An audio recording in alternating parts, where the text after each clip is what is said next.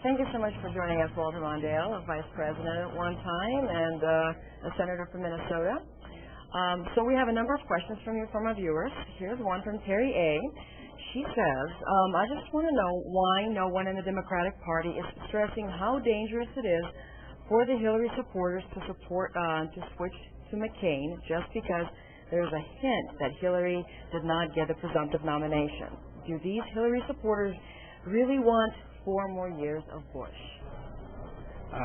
Last night we heard one of the, in my opinion, most remarkable speeches in the Democratic Party modern history, and it was Hillary Clinton answering that question. And when she said, were you supporting me just because of me, or were you supporting me because of these great needs in America? And if it's the latter, if you were in it for these purposes, we must support Barack Obama for president. And I think it's an unarguable position. I was a Clinton delegate and supporter, and this morning every Clinton delegate in the Minnesota delegation announced that they're for Obama. So I think politics can be cynical.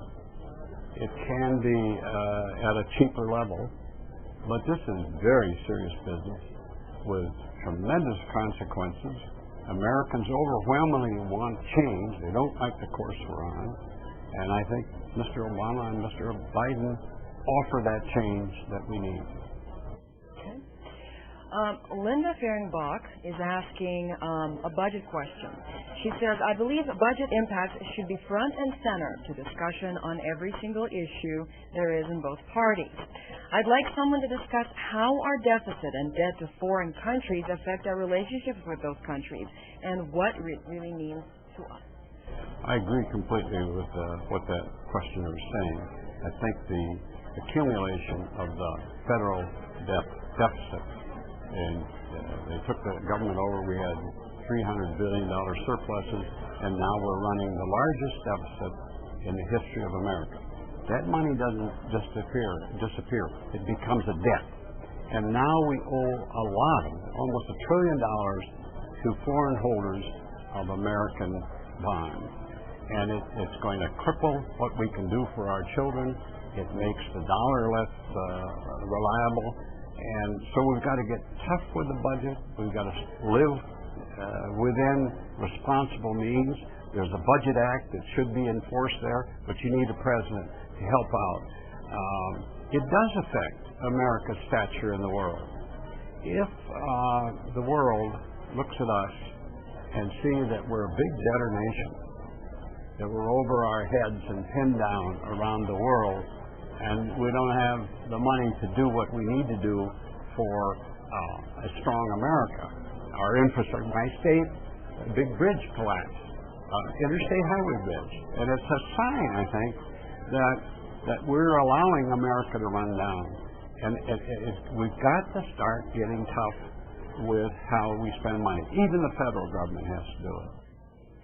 And the question from Merrick Rudolph, when are we going to start helping out our own people with hunger and homelessness in this country first? Same answer. I think it has to. I don't think we can get off the world. I don't think we say goodbye to the world. America has to be a player. We have to be a responsible national citizen in the world. But Americans, this country needs to start doing a better job of taking care of its needs. We talked about infrastructure. A lot of kids aren't getting good education. We've just had a so-called recovery, and the middle class and lower middle class have actually slipped, rising unemployment. A lot of Americans have no health insurance, no pension. This should not occur in America. Speaking of middle class, Betsy Stifler wrote us, and she's asking, I would like to know what Obama and the rest of the Democrats are going to do about our economy, the health care in our country, all of the housing problems, and the unemployment. Where has our middle class gone? Absolutely. I kind of answered that in the earlier question, that there's a sharp contrast between the two candidates on this.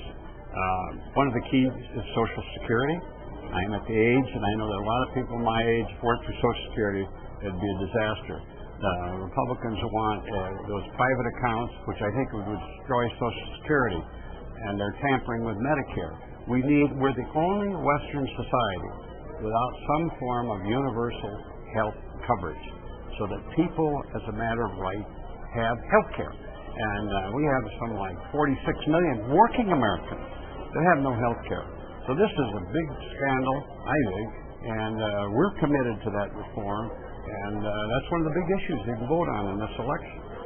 Let me ask you a campaign question, and that has been somewhat discussed as the campaign has been going on.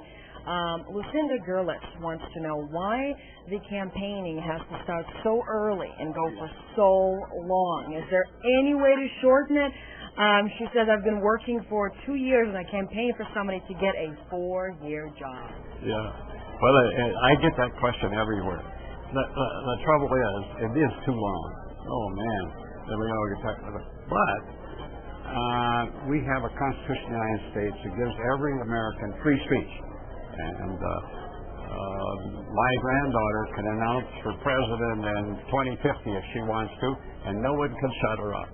And that's what happens. People start, I think that Obama must have been on the road for 19 months or something. The others, McCain's been on the road for 8 years or something.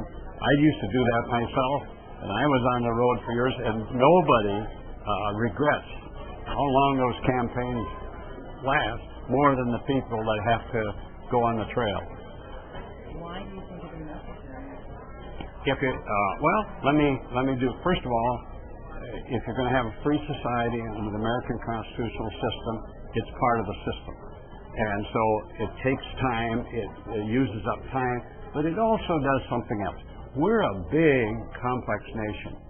How do we create a system that allows the public, really, from the bottom up, to pick who the next president is going to be?